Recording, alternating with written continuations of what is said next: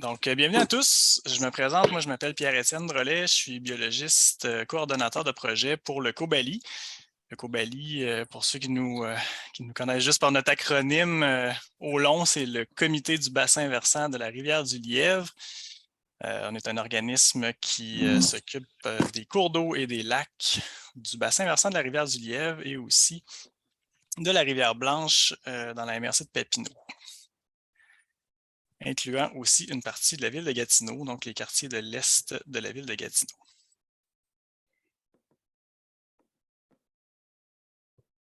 Simplement un petit rappel, le COBALI, on est un des 40 organismes de bassin versant qui sont présents partout au Québec. Alors, toutes les régions du sud du Québec sont couvertes par un organisme comme le COBALI. Nous, on est sur la carte, on est le numéro 4. Donc, si je zoome un petit peu, vous avez là, à droite notre territoire qu'on couvre qui s'étend de très loin au nord de Mont-Laurier jusque dans la rivière des Outaouais à Gatineau. Donc, c'est un très grand territoire. Puis, on a beaucoup d'associations de lacs, beaucoup de municipalités. Fait que c'est un plaisir de travailler avec tous ces gens-là dans les bassins versants de la rivière du Lièvre, de la rivière Blanche et Ruisseau Pagé, qui est dans le secteur de Gatineau. Je voudrais aussi présenter l'équipe du COBALI. On est quand même plusieurs. Donc, il y a Benoît, notre responsable des communications, qui est avec nous aujourd'hui, qui m'aide à faire la présentation. Bonjour. On a aussi Marie-Ève qui est avec nous, qui est chargée de projet. On a Linda, la directrice générale, et aussi Daniel, notre agente de bureau. C'est une super équipe. N'hésitez pas à nous contacter si vous avez des besoins, vous avez des questions là, concernant votre lac ou votre cours d'eau. On est là pour ça, pour vous aider à prendre soin de ce qui vous est cher, c'est-à-dire votre lac, votre cours d'eau. Vous êtes sûrement riverain si vous êtes ici ou vous avez une préoccupation par rapport à l'eau. Donc, bienvenue à tout le monde. Si vous avez des questions, à moins que ce soit vraiment urgent, là, je vais essayer de faire des pauses entre les modules si on veut, mais peut-être garder pour la fin, là, il va y avoir une période de questions pour la fin. S'il faut que vous quittiez un petit peu avant, pas de problème, vous pouvez m'arrêter à la fin de chaque module pour me poser des questions.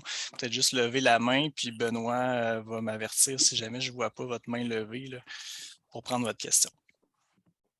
Donc, on va commencer aujourd'hui. On parle de tests de qualité de l'eau, comment ça fonctionne, quels sont les protocoles qui sont utilisés. On va essayer de démystifier un peu tout ça parce qu'il y a beaucoup de façons de faire. Puis, on va regarder qu'est-ce qui peut convenir pour vos besoins, puis qu'est-ce qui se fait sur le territoire en ce moment. On va commencer par quelques petites questions de base. Hein, évidemment, quand on se pose la question, c'est quoi une eau de qualité? Ben, ça peut vouloir dire beaucoup de choses parce que, en fait, ça dépend quel usage de l'eau on veut connaître, où on veut, quelle activité on veut pratiquer. Ça peut être la baignade, ça peut être le kayak, ça peut être les écosystèmes. On veut savoir si l'écosystème est en bonne santé. Donc, selon ce qu'on veut savoir, ben, on doit choisir un test qui est approprié. Il faut aussi préciser une plage de temps. Donc, si on veut savoir aujourd'hui quelle est la qualité de l'eau, ou on veut savoir en général depuis un certain nombre d'années, par exemple, comment se porte mon cours d'eau ou mon lac, ça va influencer aussi les méthodes qu'on va utiliser. Puis évidemment, ben, si on est dans un lac, on a des protocoles qui vont être différents si on est en cours d'eau, ne serait-ce que parce que le courant fait en sorte que certains types de tests qu'on ne peut pas faire dans un cours d'eau qu'on pourrait faire en lac, par exemple.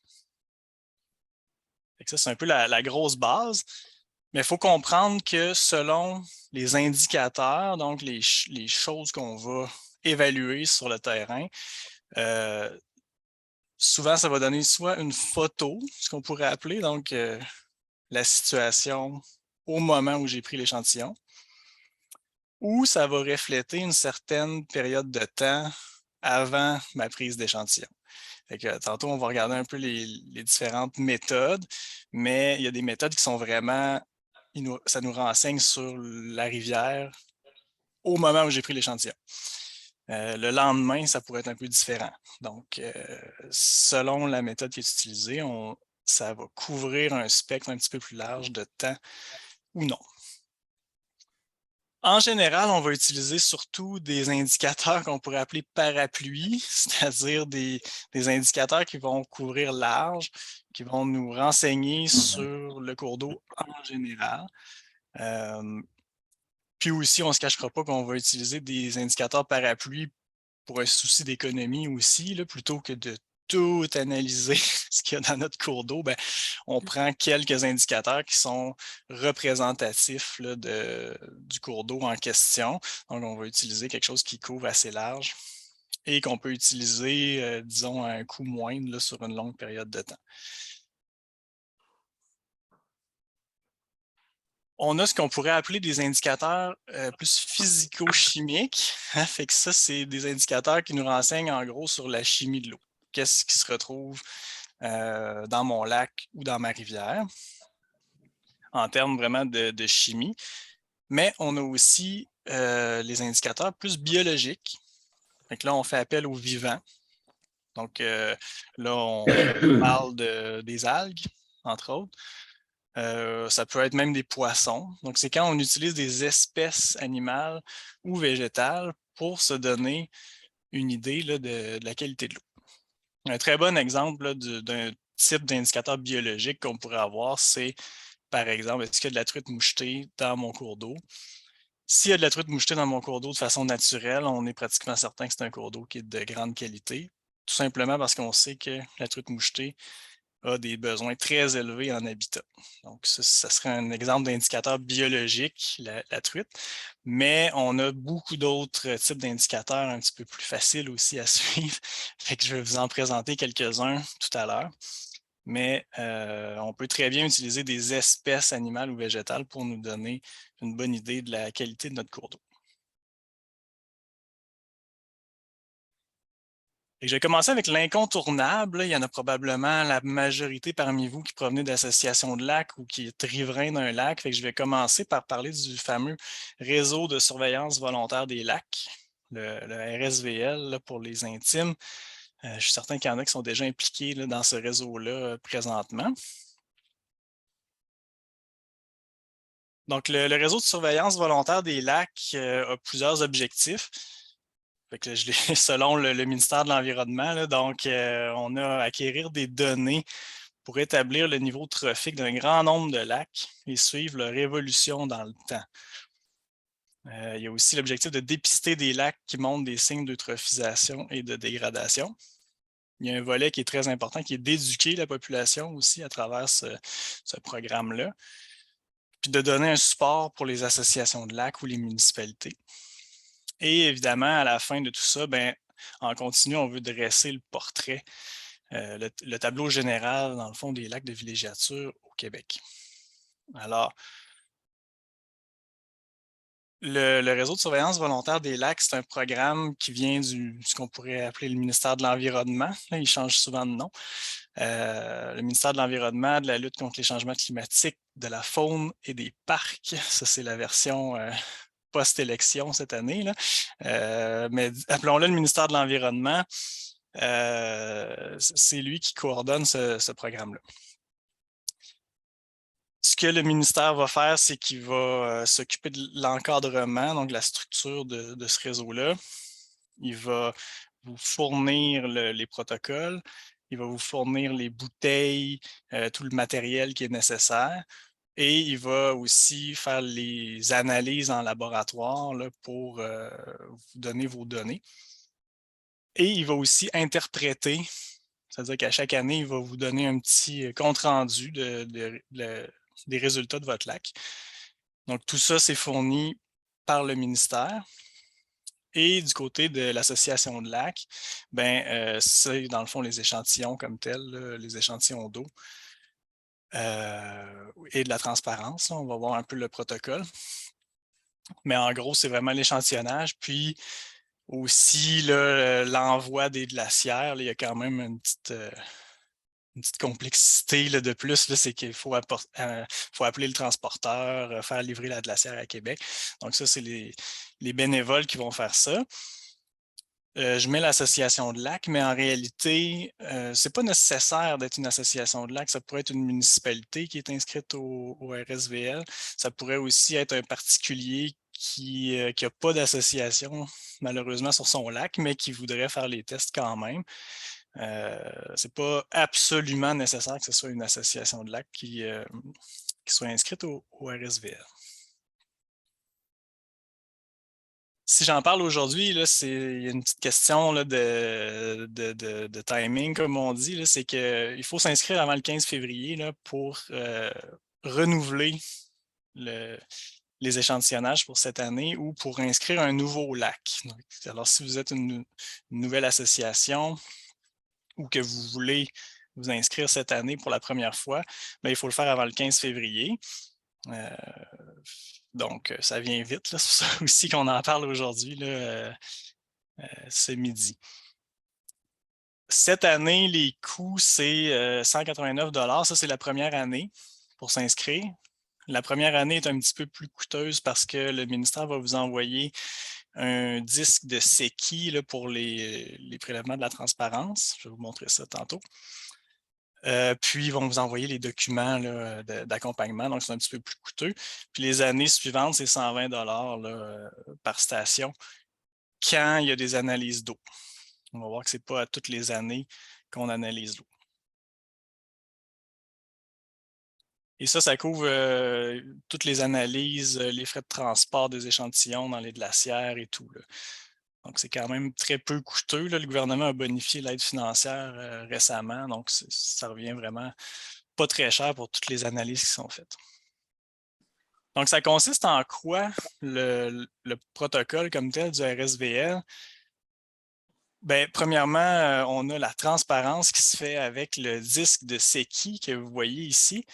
Ceux qui ont, ça a l'air bien technologique, là, mais en réalité, c'est d'une simplicité incroyable. C'est juste qu'on laisse descendre le disque dans l'eau et on note le moment où il disparaît de notre vue. On note la longueur de corde, puis ça nous donne la transparence. C'est une mesure simple de transparence de l'eau à partir de l'embarcation.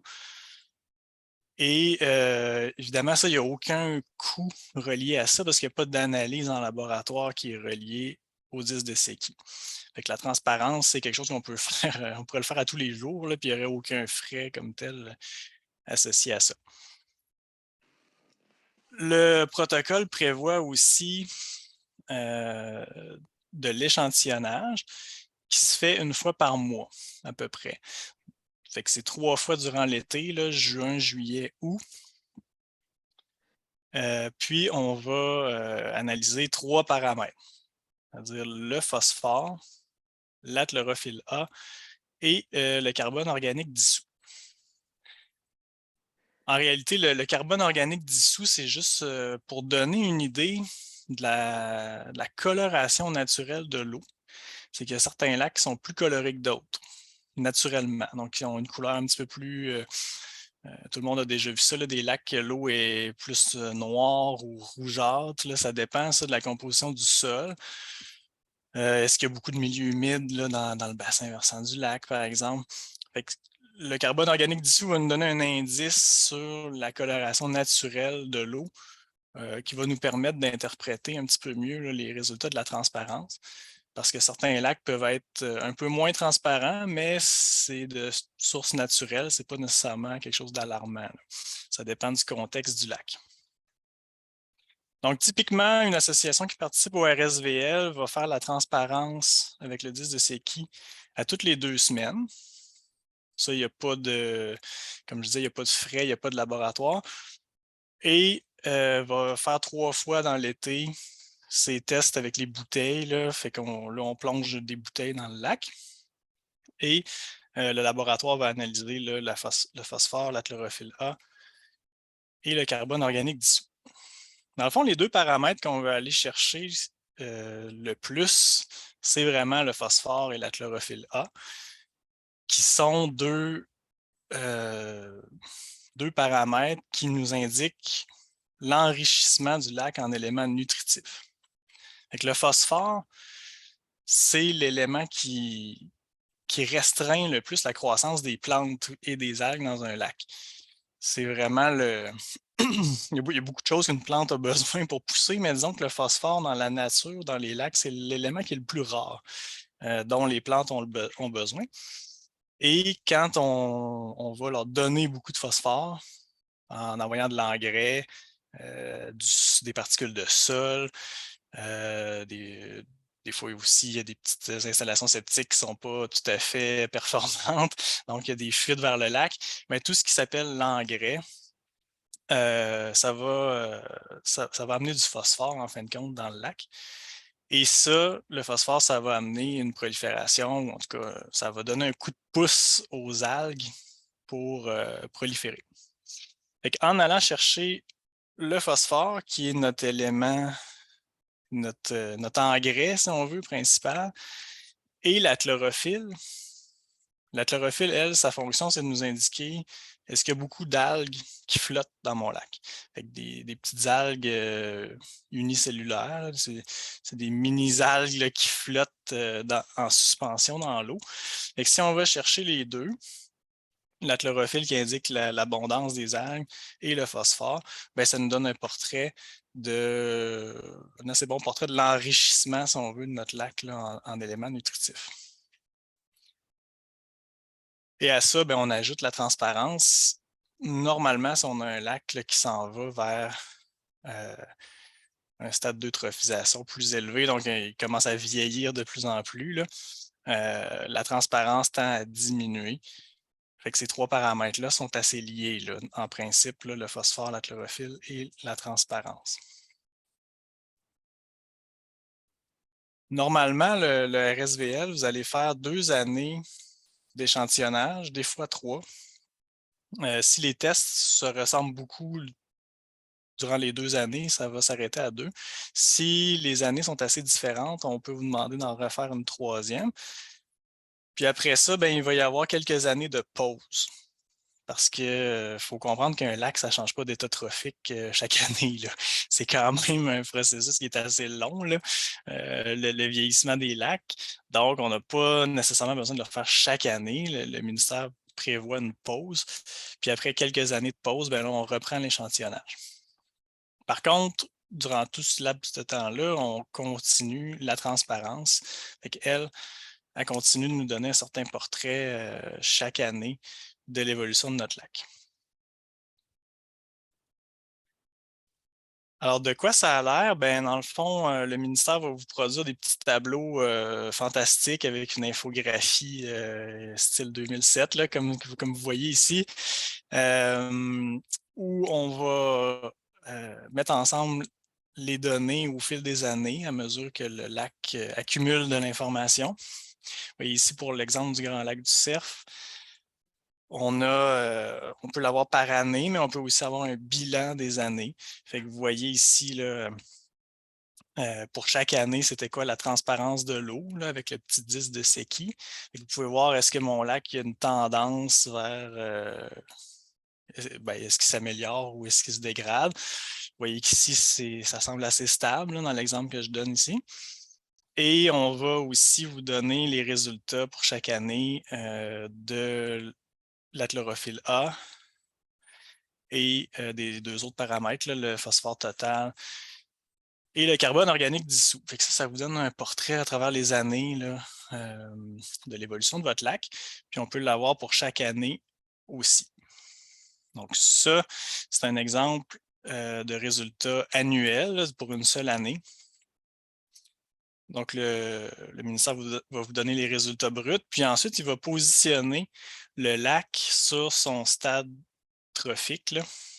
Donc, le stade trophique, c'est par rapport au phénomène de l'eutrophisation, donc c'est le vieillissement des lacs. On fera un autre médico-bailly là-dessus, mais en gros, un lac, là, ça vieillit, c'est-à-dire que ça se transforme au fil du temps. Ça passe d'un lac vers un milieu humide, là, à mesure que le lac est enrichi en terre, en sédiments, en éléments nutritifs. Le lac se transforme de plus en plus vers un marais de moins en moins profond, de moins en moins transparent. Mais ça se fait sur un très long temps, des temps géologiques, là. Mais nous autres, les humains, on accélère beaucoup ce phénomène-là. Donc, c'est sûr que ce qu'on veut, en principe, c'est un lac oligotrophe, disons, là, qui est du côté gauche. Ça, c'est un lac qui est peu enrichi en éléments nutritifs, donc qui se rapproche le plus d'un lac en conditions naturelles. Je mets des bémols, là, tantôt on va en reparler, mais c'est un peu vers ça qu'on veut tendre.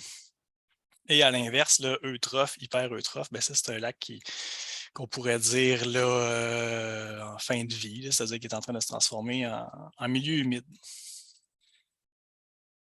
Pour chacun des paramètres, là, vous voyez à droite, on a le phosphore, la chlorophylle A, puis la transparence. Ben, on va aller mettre selon le résultat de chacun de ces paramètres-là où on se situe sur l'échelle du stade trophique. Puis, comme les résultats sont un peu discordants, des fois, la transparence va scorer dans oligotrophe, mais la chlorophylle A peut scorer dans eutrophe, comme dans l'exemple méso-eutrophe, comme dans l'exemple ici. Ben là, le ministère va vous faire une petite analyse à la fin pour dire, bon, ben, selon les trois résultats, on juge que votre lac se situe au stade oligo-mésotrophe, par exemple. Donc, le ministère va vous faire l'analyse là-dessus. Mais chacun des paramètres a aussi sa cote, si on veut, sur l'échelle.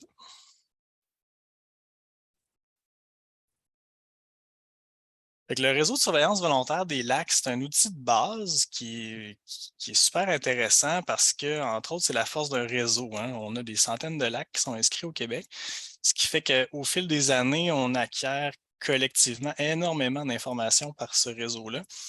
Puis, ça permet de répondre à la question comment vont les lacs du Québec dans leur ensemble, puis aussi de suivre l'évolution de chacun des lacs individuellement, bien sûr. En même temps, il y a des limites là, à ce protocole-là. C'est quand même un protocole qui est assez simple.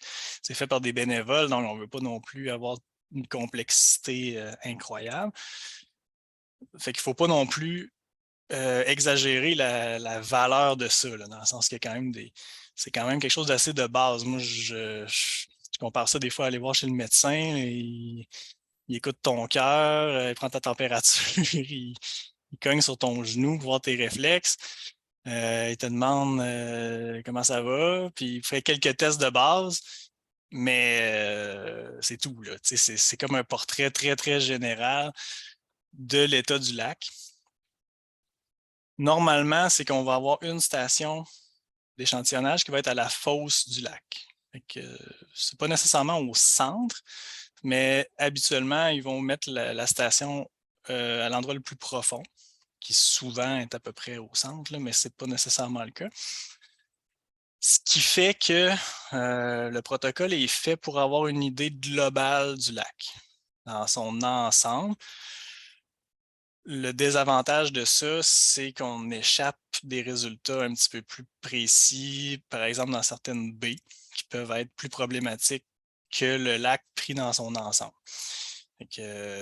On a des exemples de lacs où il y a des cyanobactéries, par exemple, là, des algues bleues qui apparaissent dans certaines baies à chaque année.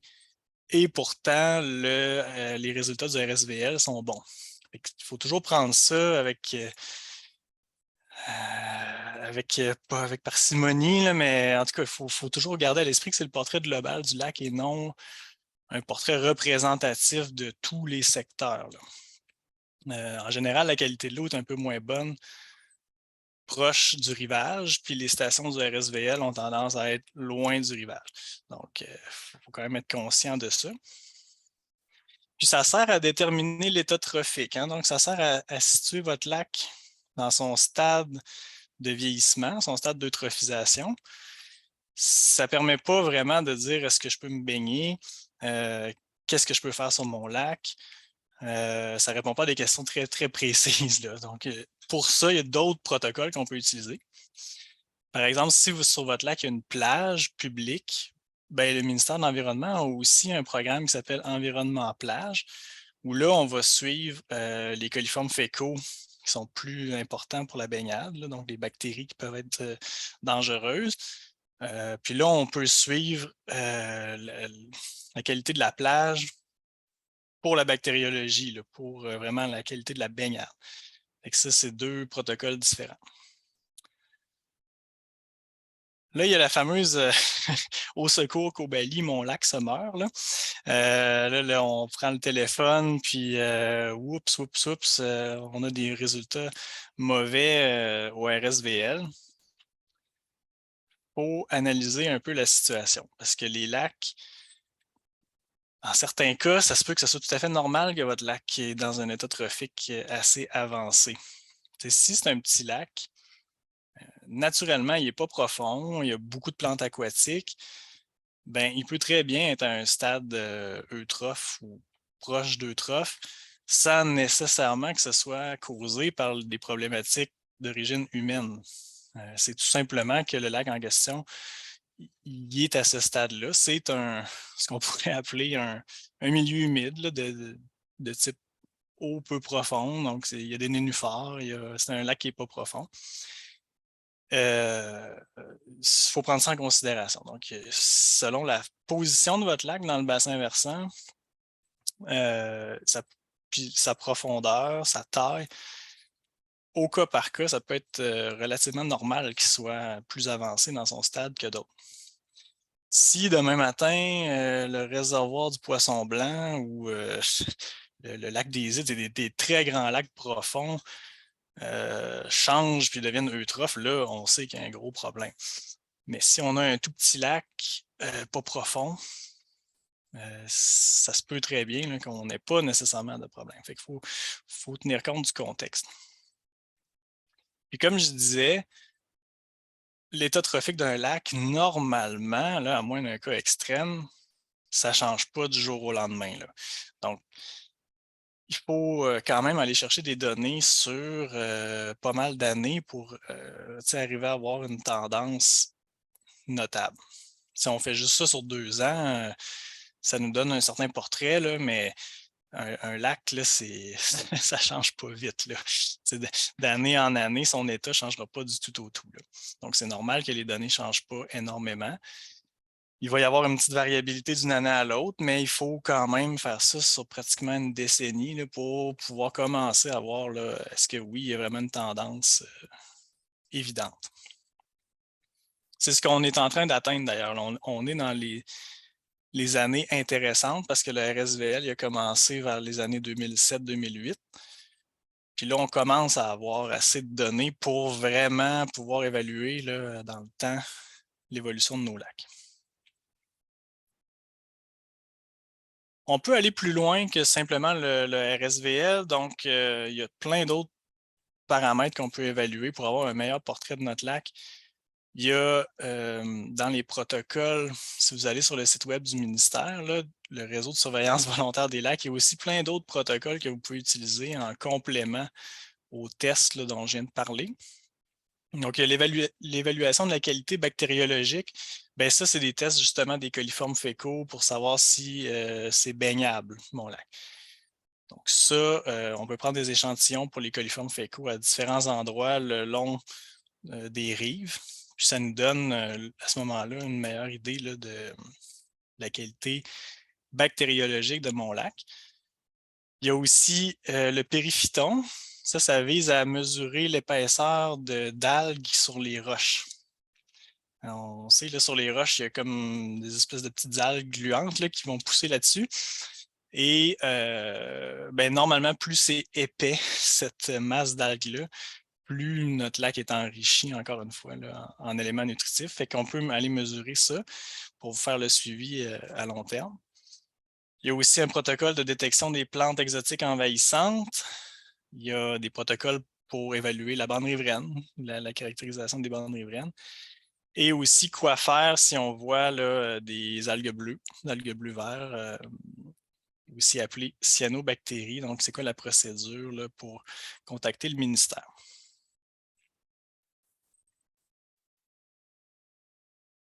Tout ça, ces protocoles-là sont tous sur le site du ministère, puis ça a été fait en collaboration avec le Conseil régional de l'environnement des Laurentides, là, le CRE Laurentides. Et c'est tout regroupé dans ce qu'on appelle la trousse des lacs. Donc, ça, c'est une mine d'or. Il y a plein d'informations. dans la trousse des lacs qui est disponible en ligne, qui vous explique les protocoles, mais aussi il y a plein d'informations vulgarisées là-dessus. Je vais aller vraiment rapidement là-dessus. Là. Il existe pour les lacs, on peut aller plus loin aussi et utiliser ce qu'on appelle une multisonde. C'est un appareil un peu plus technologique que le disque de Secchi dont je discutais tantôt. Ça permet d'aller chercher toute une batterie d'informations complémentaires.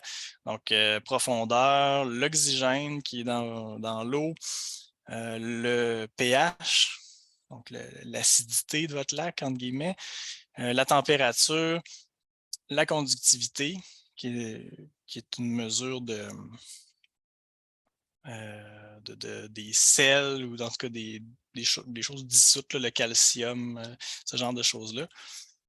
Fait que là, on peut aller chercher un portrait vraiment plus global du lac selon la profondeur. Là, ça vous trace des courbes de l'oxygène en fonction de la profondeur, par exemple.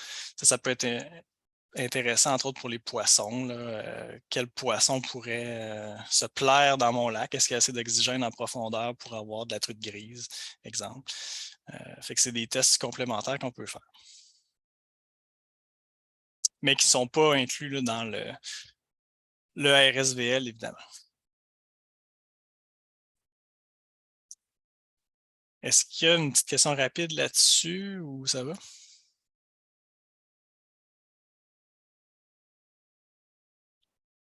Marie-France, Ricard.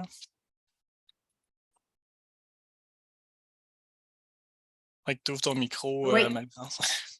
Alors, je voulais savoir au niveau justement là, de l'analyse de la qualité bactériologique là, au niveau des coliformes fécaux, les coûts au niveau du ministère, c'est le RSVL qui le fait aussi. Ce serait à peu près quoi les coûts? C'est-à-dire qu'ils vont vous dire un protocole, ils vont vous suggérer un protocole pour le faire, mais ce n'est pas le laboratoire du ministère qui va faire Ah non. l'analyse. Il faut aller dans un labo privé. Donc, c'est ça, c'est vous ne savez pas le montant, là, habituellement, que ça devrait être à chaque 3 mois ou une fois par mois, puis combien ça peut coûter à chaque analyse dans un laboratoire privé. Est-ce que vous avez une idée? C'est assez variable parce que nous, on fait rarement juste les coliformes. Là. Ça doit être peut-être une centaine de dollars. Là. À chaque fois qu'on fait une analyse, une prise d'eau, par exemple, une prise d'analyse. OK. OK. Merci. Pierre-Étienne, il y a l'association du lac du Cerf aussi qui disent que pour nous, c'est difficile d'interpréter les résultats obtenus. Je sais pas si... Ben, c'est ça. Pour des lacs immenses comme justement là, le Grand Lac du Cerf, on a des résultats à la fosse. Donc, c'est ça. Ça donne un portrait très global, mais ça n'empêche pas, comme on disait tout à l'heure, qu'il peut y avoir des problématiques un peu plus localisées là, dans des baies ou à certains endroits. Un grand lac comme le lac du Cerf ne changera pas d'état trophique en 24 heures. Là. Ça prend un certain temps avant de voir des gros changements. Là. Fait que oui, c'est vrai, surtout si on a un gros plan d'eau, c'est normal. Je pense on voit pas de différence, donc on se demande un peu, bon, qu'est-ce que je fais avec ça? Mais c'est quand même intéressant de faire les tests pour maintenir là, le niveau de connaissance, puis aussi de contribuer au réseau. Si on ne sait pas c'est quoi l'état trophique du lac du Cerf, c'est difficile aussi de comparer par rapport à d'autres lacs à côté. Si on sait que là, c'est un grand lac profond, mais on a une mesure de voici ce qu'un grand lac profond des Laurentides devrait avoir comme état trophique. Fait que ça peut être intéressant aussi pour comparer les lacs entre eux. Là.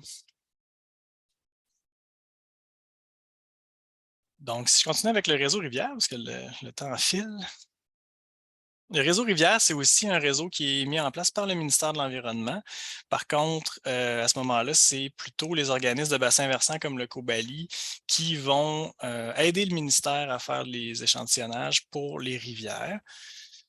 Ses objectifs, c'est de suivre là, les paramètres physico-chimiques et bactériologiques dans le temps pour les différentes rivières principales du Québec. Ce qu'on va analyser comme paramètre, c'est un petit peu plus large que ce qu'il y a pour le réseau de surveillance volontaire des lacs. Mais il y a des choses qui reviennent. Comme par exemple, vous voyez dans les indicateurs biologiques, il y a la chlorophylle A qui revient, qui est notre indicateur d'algues.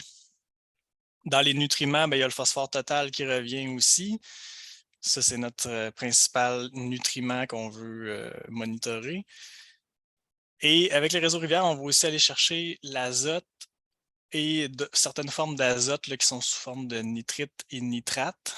Ça, c'est un autre engrais, si on veut faire court. L'azote et le phosphore, c'est deux sortes d'engrais qui font pousser les plantes.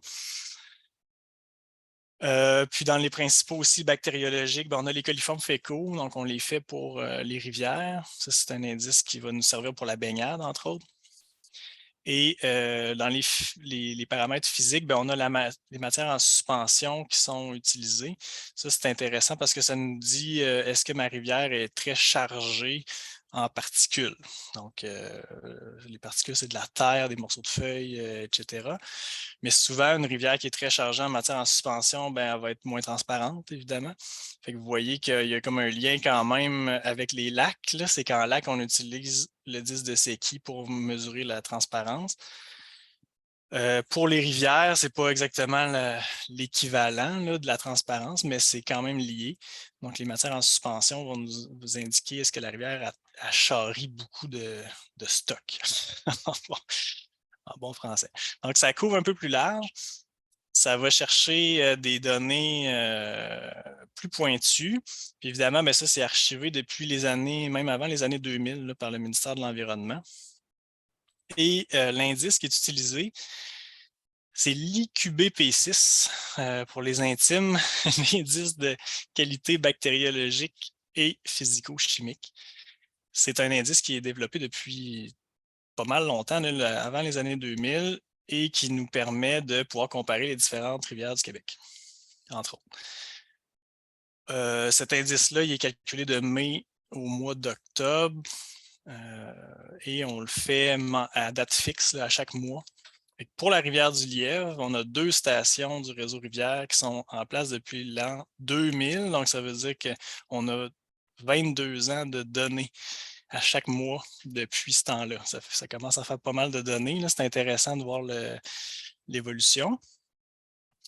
Et on a aussi une station sur la rivière Blanche dans la MRC de Papineau et sur la rivière Kiamika à Kiamika. Là, ça, c'est proche de Mont-Laurier. On a 4 rivières qui sont analysées chaque mois sur notre territoire depuis au moins 10 ans, là, dans le cas de la rivière Kiamika et de la rivière Blanche, puis de plus de 20 ans pour les 2 stations qu'on a sur la rivière du Lièvre. En plus de ça, le COBALI, on fait aussi des analyses selon ce protocole-là, mais seulement pour un été sur plusieurs cours d'eau. Donc, on a été chercher des données sur un grand nombre de cours d'eau sur notre territoire là, en utilisant ce même protocole-là pour le temps d'un été.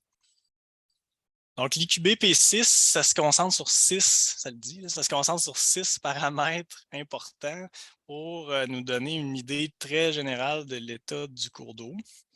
Donc, on a le phosphore total, qui est la même chose que pour les lacs.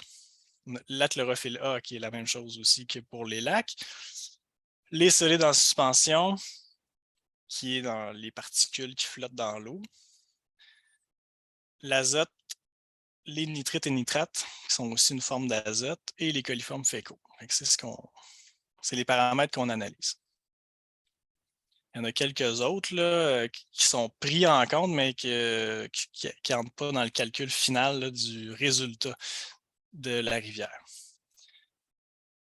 L'IQBP6, c'est un savant calcul pour arriver à quelque chose de simple. Dans le fond, c'est un indice qui dit comment on peut arriver avec un résultat simple pour le citoyen, qui n'aille pas à tout décortiquer les résultats de la qualité de l'eau, mais qu'on lui dise ta rivière est bonne ou ta rivière est mauvaise, avec un beau code de couleur. Là. Fait que c'est quelque chose qui est fait pour arriver à un résultat simple. Par contre, pour y arriver, il y a une petite gymnastique qui est assez compliquée. Mais on arrive en bout de ligne avec quelque chose qui est assez simple à comprendre. On a 5 catégories avec des couleurs. Là. Donc, la bonne qualité, satisfaisante, douteuse, mauvaise et très mauvaise. Pour vous donner une idée, c'est un indice sur 100.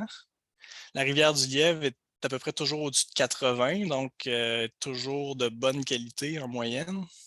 Ça veut dire qu'on peut même en moyenne se baigner dans la rivière du Lièvre, là, à Mont-Laurier, même à Gatineau. Pour vous donner un exemple, la rivière Yamaska à Saint-Hyacinthe, elle n'a pas commencé à coter sur l'échelle, elle est encore dans les moins. Elle n'est même pas à 0 encore. Donc, ça veut dire qu'on a quand même des très bonnes rivières dans la région, on peut en être fier puis les utiliser.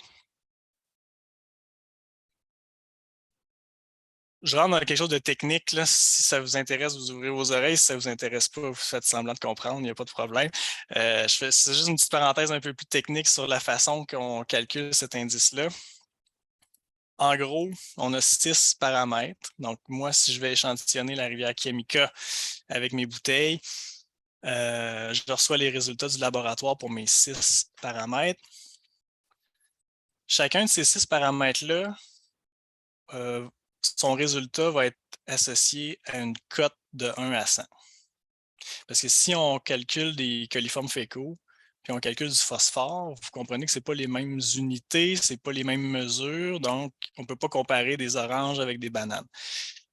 Fait que ce que le ministère fait, c'est qu'il va dire, bon, ben, tel résultat pour les coliformes fécaux, ça équivaut à 30 mettons, de qualité. Puis tel résultat pour le phosphore, ben ça équivaut à 60. Fait que chaque résultat va être ramené sur un résultat de 1 à 100, okay, pour pouvoir comparer les résultats. À la fin de mon échantillonnage, je vais avoir un certain pourcentage pour chacun des 6 paramètres. Et c'est le paramètre le moins bon qui donne le résultat pour mon échantillonnage. Ça veut dire que sur mes 6 paramètres, si j'en ai 5 qui sont excellents, mais les coliformes fécaux sont pourris, il y a un très mauvais résultat, ben c'est juste le résultat des coliformes fécaux qu'on retient. C'est ce qu'on appelle un mécanisme déclassant.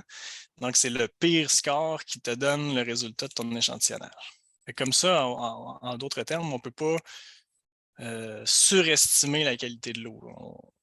On a toujours un indice qui est assez sévère qui tend à être sûr qu'on n'échappe pas des mauvais résultats. Pour mon échantillonnage, il faut que j'en fasse plusieurs durant l'été parce que des tests avec des bouteilles comme ça, dans une rivière, ça change beaucoup d'une journée à l'autre. S'il y a eu un gros orage la veille, en général, la qualité de l'eau est un peu moins bonne que si ça fait plusieurs jours qu'il n'y a plus. Parce que la rivière va charrier beaucoup d'éléments nutritifs, de terre, etc.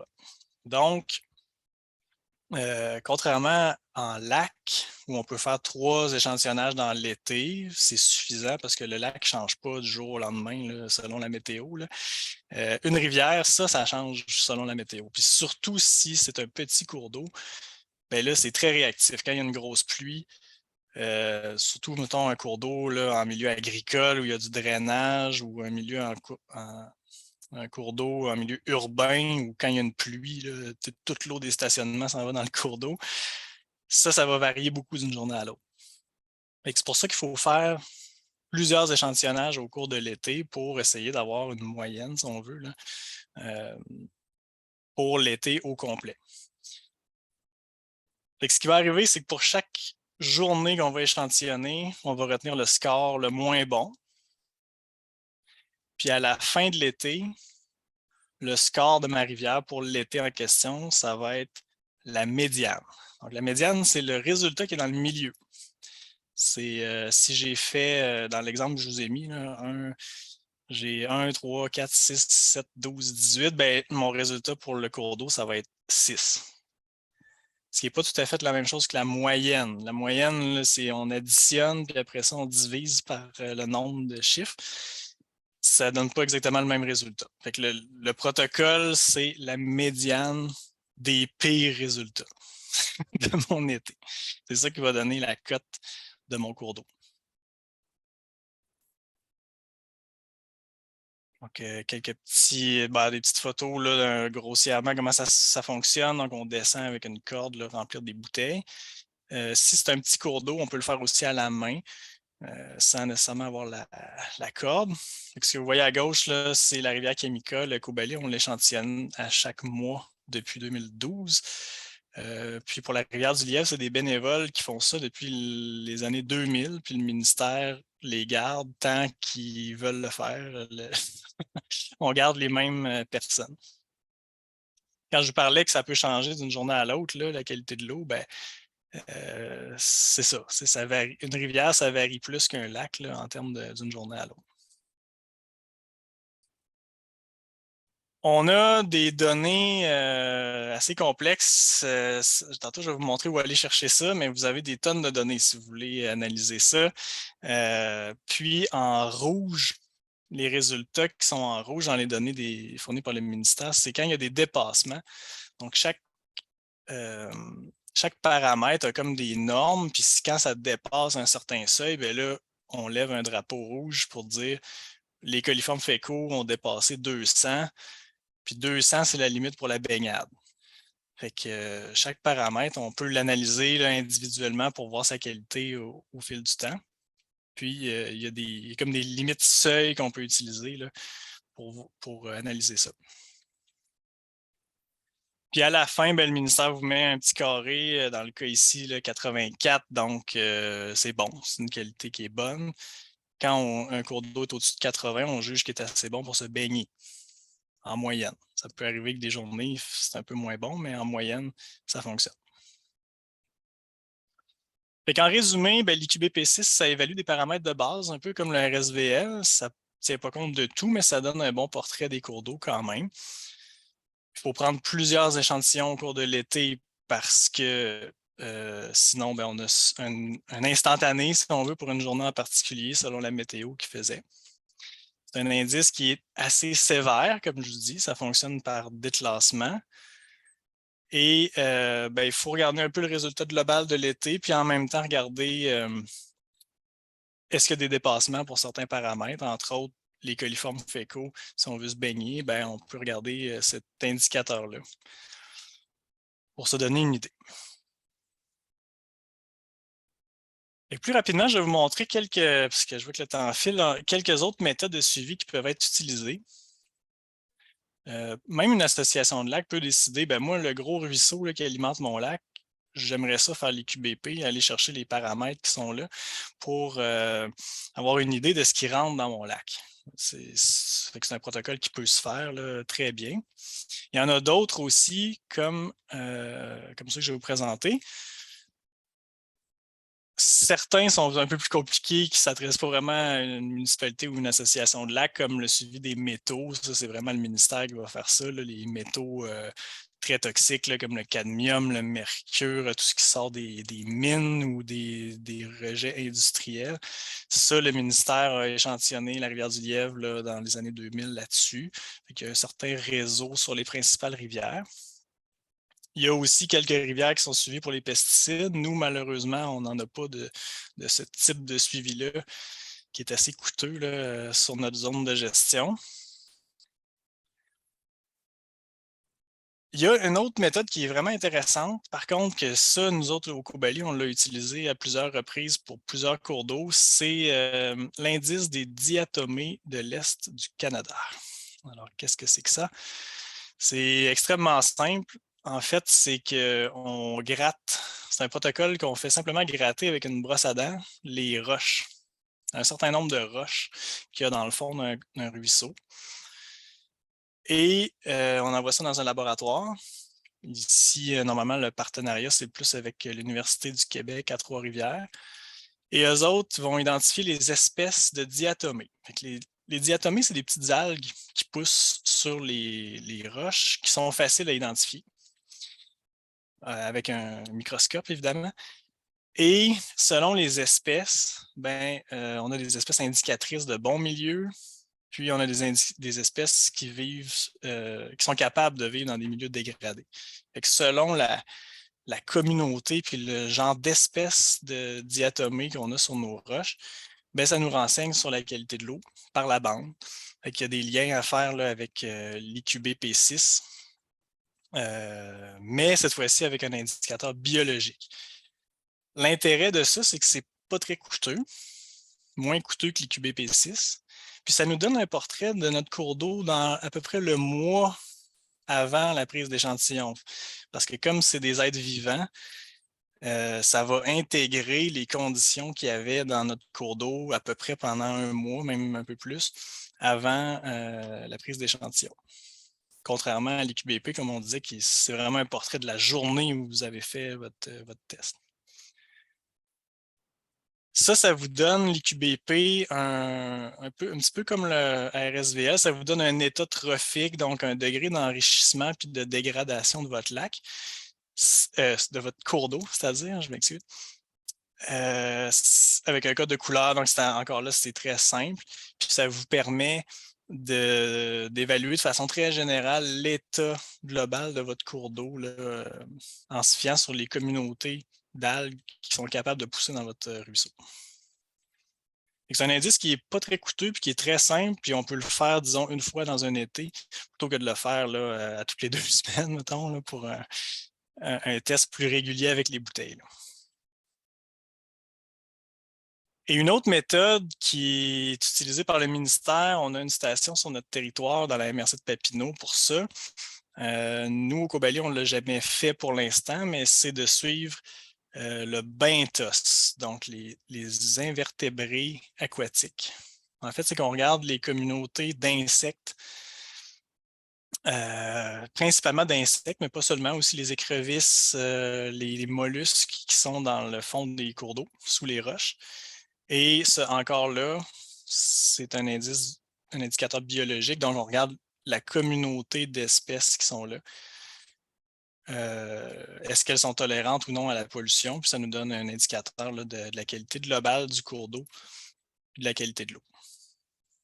J'en parle quand même parce que c'est super intéressant parce qu'il y a un organisme qui est basé à Québec qui s'appelle le G3E, là, le groupe d'éducation et d'éco-surveillance de l'eau, qui offre des programmes en milieu scolaire où les élèves vont faire des tests de leur cours d'eau, ramassent les insectes comme vous voyez ici, puis vont évaluer, en collaboration bien sûr avec les biologistes, là, vont évaluer eux-mêmes la qualité de leur cours d'eau.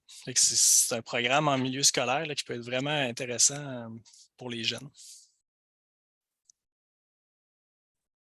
Un peu en conclusion, ce qui échappe, là je vous ai parlé en gros, on a parlé du RSVL pour les lacs, on a parlé du réseau rivière, on a parlé de l'indice des diatomées de l'Est du Canada, c'est nos petites algues sur les roches. Puis là, on vient de faire les invertébrés. Ça couvre pas mal de choses, mais ça échappe certains éléments qui ne sont pas à négliger, là. Donc, ça échappe tout ce qui est hydrocarbures, donc l'essence, les peintures, ça échappe les produits chimiques toxiques comme les BPC, les métaux, les pesticides, à moins qu'on ait des tests très spécialisés comme ceux que le ministère fait. Mais en général, dans les tests de base, on n'a pas ce genre de données-là. On n'a pas non plus les contaminants dits émergents. Ça, c'est tout ce qui est les microplastiques, les produits chimiques qu'on met dans les produits là, pour empêcher les choses de prendre en feu. Là, mettons les plastiques, justement, là, où il y a des produits qui empêchent de se consumer en flamme.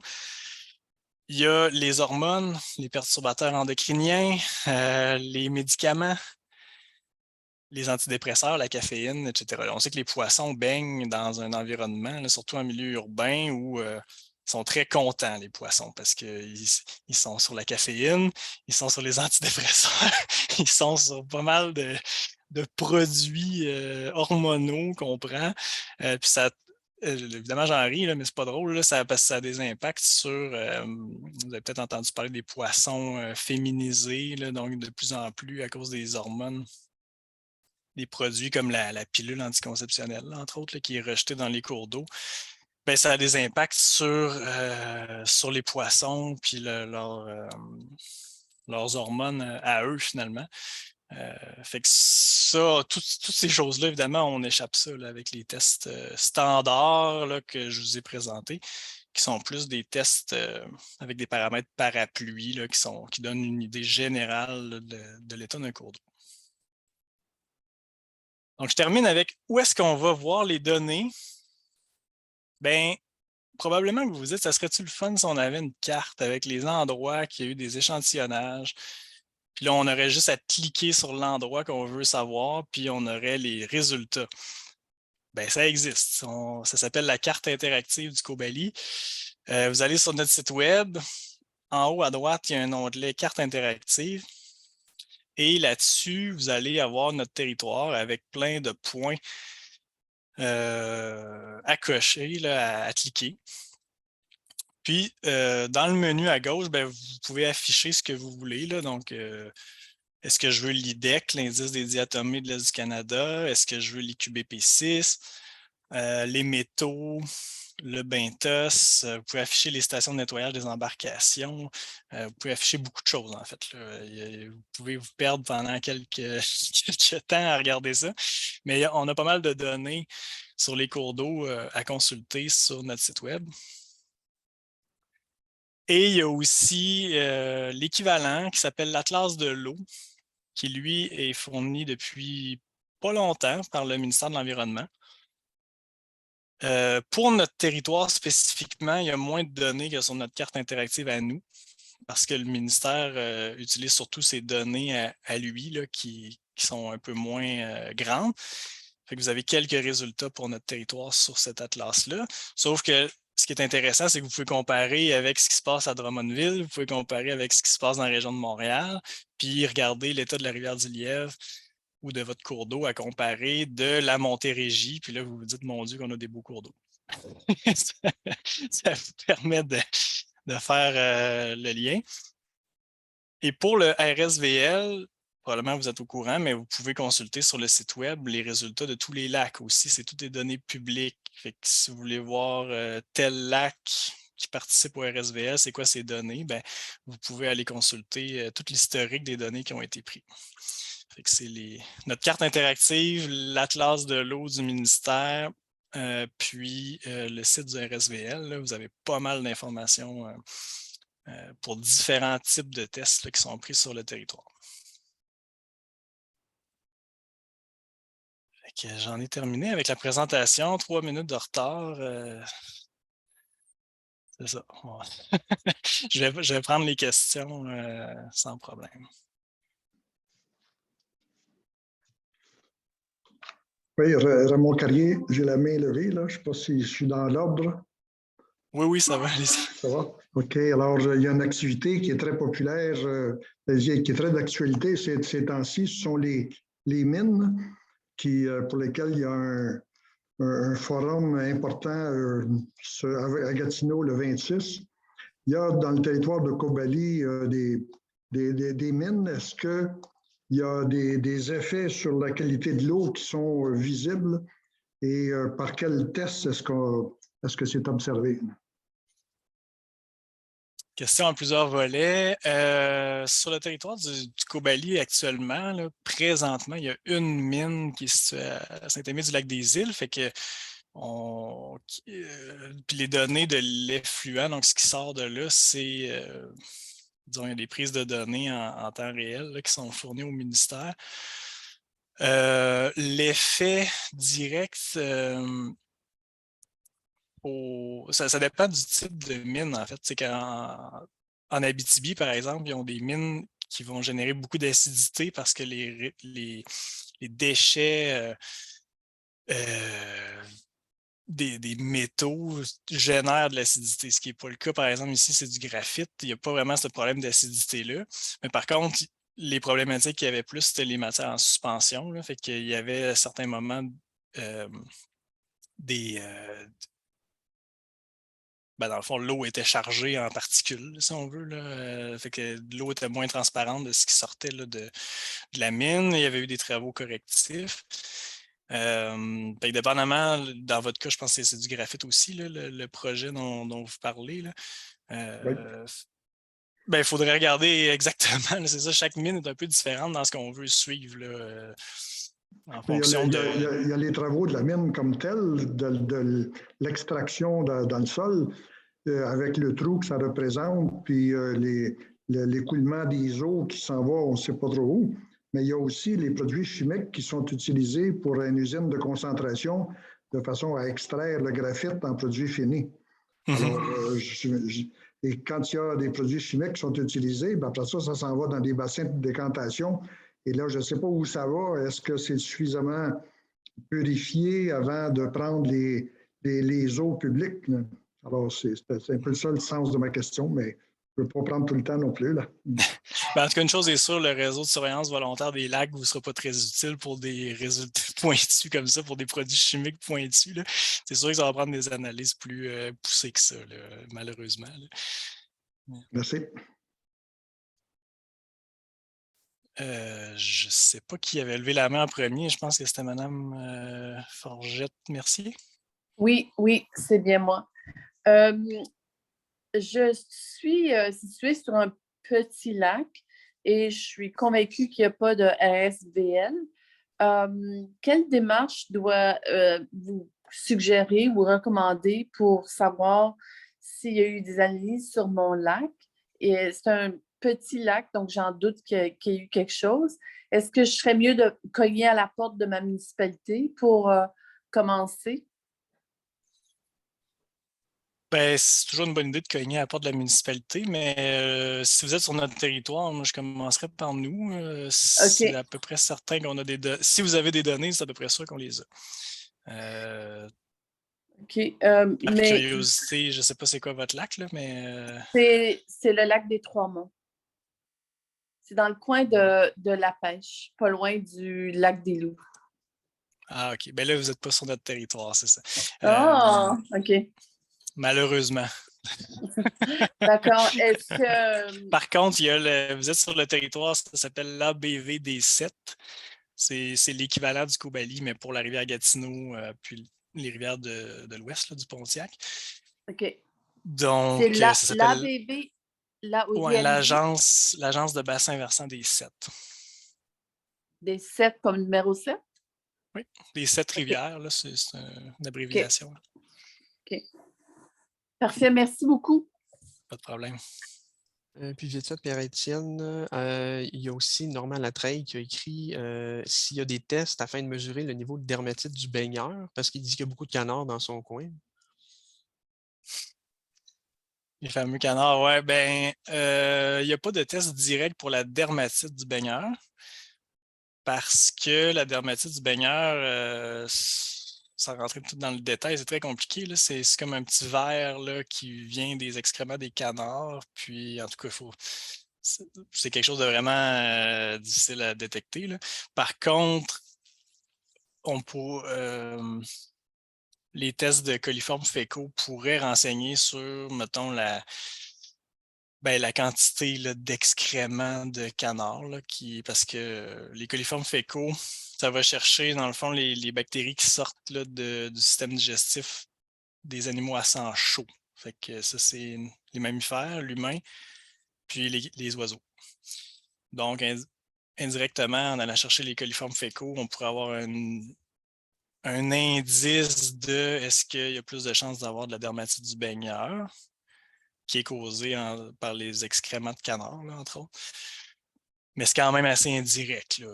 Ça peut donner une idée, là, mais c'est indirect là, comme mesure. Marie-France Ricard. Oui, c'est une question en rapport au prélèvement du RSVL. Ils ont fait aussi une analyse cette année du chlorure. Donc, est-ce que ça va se poursuivre? Puis, ce que j'avais compris, c'était pour vérifier au niveau des sels qui pouvaient se retrouver là, dans les cours d'eau. Il y a peut-être d'autres choses là, que je ne connais pas, mais est-ce que tu peux nous éclairer là-dessus? Puis mon autre question, c'est par rapport à la pause au niveau de l'analyse d'eau. Au bout de 2 ou 3 ans, on reprend ça, on prend une pause de combien d'années, puis reprendre ça au bout de 3-4 ans ou c'est mieux aux 2 ans? C'est sûr que ça dépend un peu des résultats aussi, là, mais Ben, en fait, c'est le ministère qui va vous indiquer c'est quoi le temps de votre pause en fonction des OK. résultats que vous avez. OK. Ben c'est bon, évidemment, il y a une question de coût aussi, là, fait que c'est eux autres qui vont vous dire est-ce que vous prenez une pause de 3 ans ou de 4 ans, mais peut-être si vous ne savez plus trop où vous en êtes, vous pouvez consulter, vous pouvez contacter l'équipe là, pour leur poser la question quand est-ce que nous autres, nos tests reprennent. Parce qu'on remarque ça qu'il y a beaucoup d'associations de lacs qui se sont inscrites, ils ont fait leur premier test, puis là, il aurait dû en prendre d'autres, là, mais on voit qu'ils les ont pas fait parce que probablement que le CA a changé. Ouais. Il y a dû avoir de l'information qui s'est perdue, là. Fait que si votre lac, ça fait plusieurs années qu'il n'y a pas eu de test avec les bouteilles, c'est probablement que vous avez comme oublié un petit quelque chose ou le ministère vous a oublié, là, mais vous devriez en recommencer, là. Mais ça, c'est selon le protocole là, qui va vous être proposé par le ministère, là. Par contre, la transparence, ben ça, c'est. Ouais. Pour Ça, en faire ça tant va. que vous voulez, il n'y a pas de problème, là. Et par rapport au chlorure, Ouais, les chlorures, ben ça, c'est un indicateur. Nous, on le fait aussi pour les rivières, la rivière Kamika, entre autres, c'est qu'on va aller chercher un petit indicateur, des fois du sel de voirie, entre autres. Est-ce qu'on a beaucoup d'apports en sel dissous? Parce que le chlorure, dans le fond, le sel, c'est NaCl. Donc, c'est un indicateur, entre autres, de l'apport en sel de voirie. Puis ça peut avoir un lien aussi avec la conductivité, fait que donner un indice général, est-ce que mon lac est très chargé en éléments comme le sodium, le potassium, le chlorure, tous les petits éléments autres que le phosphore là, qui peuvent se retrouver dans les lacs. OK. Fait que je sais qu'ils intègrent ça là, aussi dans le réseau rivière, là, le suivi des chlorures depuis quelques années, là. Je ne sais pas par contre si c'est tous les lacs, je ne pense pas. Ils doivent avoir pris des lacs un peu au hasard ou selon vos résultats, là. Est-ce qu'ils vont continuer, est-ce que vous savez s'ils vont continuer à faire cette analyse-là? Si, par exemple, l'association décide de poursuivre les analyses d'eau, Je ne sais pas pour les années prochaines, là, la durée de ce programme-là, OK, c'est bon. malheureusement. Mais je peux me renseigner, là, essayer de voir c'est quoi Merci. leur plan par rapport à ça au cours des prochaines années, là, mais je pourrais pas. OK, merci.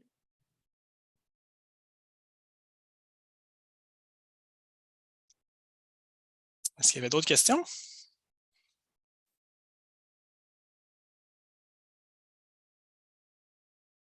Sinon, par curiosité, j'aimerais ça savoir, est-ce qu'il y en a que c'est qui ont déjà assisté au précédent Midi Cobali qu'on avait fait? Là, c'est notre 3e. Est-ce qu'il y en a qui c'est leur 2e, mettons, à main levée ou avec l'outil? Est-ce que vous êtes pas mal toutes, c'est votre premier ou il y en a qui il y en a fait plusieurs? OK, quand même.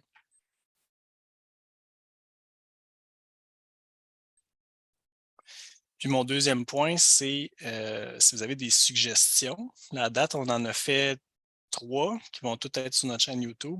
Fait qu'aujourd'hui, c'était les tests d'eau. On en a fait un sur les bandes riveraines, les aménagements riverains. Puis on en a fait un aussi sur quoi surveiller sur mon lac cet été, qui était plus sur les espèces envahissantes, entre autres, puis les cyanobactéries. Donc, si vous avez des idées pour les prochains, parce que si la formule vous convient, on va en faire d'autres. Donc, si vous avez des idées, ça peut être aussi sur la faune, sur d'autres sujets, là. On est ouvert aux suggestions pour les prochaines éditions.